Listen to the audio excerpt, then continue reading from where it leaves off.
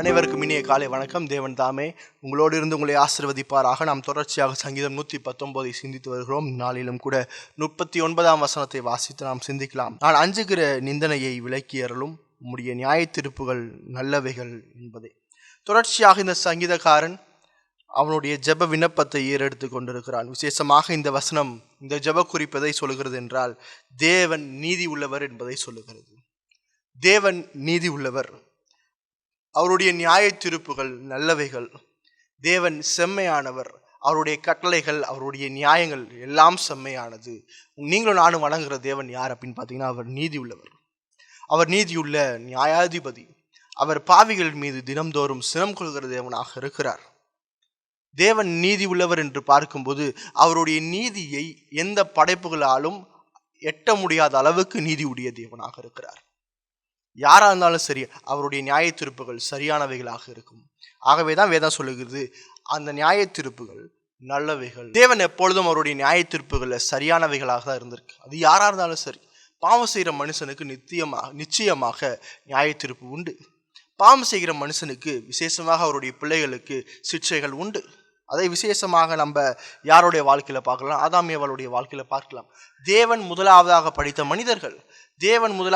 படைத்த மனிதர்களிடத்துல ஒரு கட்டளையை கொடுக்கிறார். அந்த கட்டளையை மீறக்கூடாது என்று செய்கிறார். அவர்கள் மீறுகிறார்கள். மீறினோடனே அவர்கள் சரி பரவாயில்ல ஒரு டைம் மன்னிச்சு விட்டுருவோன்னு சொல்லி அவர் அட்ஜஸ்ட் பண்ணல. அவர் நீதி உள்ள தேவனாய் அவர்களுக்கு செய்ய வேண்டிய நீதியை செய்தார்.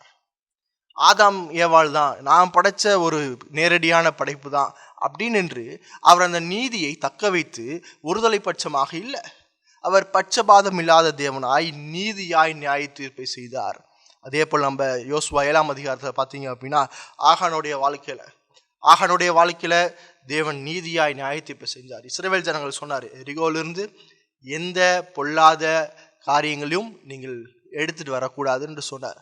ஆனால் ஆகான் அவைகளை திருடி தேவனுக்கு விரோதமாக பாவம் செய்தான். அந்த பாவத்தினுடைய விளைவு அவனுக்கு மரண தண்டனை.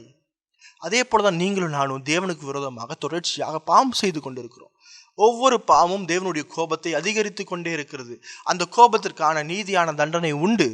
அந்த நீதியான தண்டனையை ஆண்டவராகிய இயேசு கிறிஸ்து உங்களுக்காக எனக்காக சிலுவையிலே தாங்கினார். இன்னைக்கு உங்களுக்கும் எனக்கும் இந்த நீதியான நியாய தீர்ப்பிலிருந்து எப்படி விடுதலை அப்படின்னா, நீங்களும் நானும் முதலாவது புரிஞ்சு கொள்ள வேண்டிய விஷயம், நீங்களும் நானும் நரகத்துக்கு மட்டுமே பாத்திரவான். நீங்களும் நானும் தேவனுடைய நித்திய நியாய தீர்ப்புக்கு மட்டுமே பாத்திரவான். ஆனால் இந்த நியாய தீர்ப்பிலிருந்து பாதுகாப்பதற்காக, நியாய தீர்ப்பிலிருந்து விடுதலை கொடுப்பதற்காக ஆண்டவராகிய இயேசு கிறிஸ்து தன்னை ஜீவபலியாக சிலுவையிலே ஒப்பு கொடுத்தார். சிலுவையில் என்ன செஞ்சார் அப்படின்னா, உங்களுடைய என்னுடைய பாவத்தை சிலுவையிலே சுமந்து உங்களுக்காக எனக்காக பலியாக மரித்து தேவனுடைய நித்திய கோபத்தை சிலுவையிலே தன்மேல் தணித்தார். இயேசு கிறிஸ்து என்று கூட பாராமல், தன்னுடைய ஒரே நேசகுமாரனாகிய இயேசு கிறிஸ்து என்று கூட பாராமல், பிதாவாகிய தேவன் அவருடைய நித்திய கோபத்தை தன்னுடைய குமாரனாகிய இயேசு கிறிஸ்துவின் மீது ஊற்றினார். பாவத்திற்கு நிச்சயமாக தண்டனை உண்டு. அந்த தண்டனை ஆண்டவராகிய இயேசு கிறிஸ்து சிலுவையிலே மரித்தார். இன்னைக்கு நீங்களும் நானும் அந்த நியாய தீர்ப்பிலிருந்து காப்பாற்றப்படணும் அப்படின்னா, அந்த ஆண்டவராகிய இயேசு கிறிஸ்துவை நோக்கி பார்க்கும்போது அந்த ஆண்டவராகிய இயேசு கிறிஸ்துவனுடைய நீதி உங்களுக்கும் எனக்கும் கொடுக்கப்படுகிறது.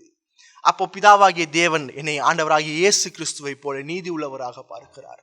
இன்னைக்கு உங்களுக்கு எனக்கும் தேவனுடைய கோபத்திலிருந்தும் தேவனுடைய நீதியான நியாய தீர்ப்பிலிருந்தும் விடுதலை இருக்கு. அதுக்கு ஒரே வழி ஆண்டவராகிய இயேசு கிறிஸ்து. அந்த ஆண்டவராகிய இயேசு கிறிஸ்துவை விசுவாசிக்கும் போது நியாய தீர்ப்பிலிருந்து உங்களுக்கு விடுதலை கிடைக்குது. அந்த ஆண்டவரை பற்றி கொள்ளுங்க. அந்த இயேசு கிறிஸ்துவை விசுவாசிங்க. நீங்கள் நானும் பாவிகள். நீங்கள் நான் நல்லவர்களுக்காக இயேசு வந்து மறிக்கல. நீங்கள் நானும் மோசமான பாவிகளாக இருக்கும்போது கிறிஸ்து உங்களுக்காகவும் எனக்காகவும் தன்னுடைய ஜீவனை பலியாக ஒப்பு கொடுத்தார். அந்த இயேசு கிறிஸ்துவை விசுவாசிக்கும் போது நித்திய ஜீவன். அதான் வேதம் சொல்லுது, அவருடைய நியாய தீர்ப்புகள் நல்லவைகள். இப்படிப்பட்ட தேவனை நீங்களும் நானும் ஆராதிக்க தேவன் உங்களுக்கும் எனக்கும் கிருபை பாராட்டுவாராக. ஆமென்.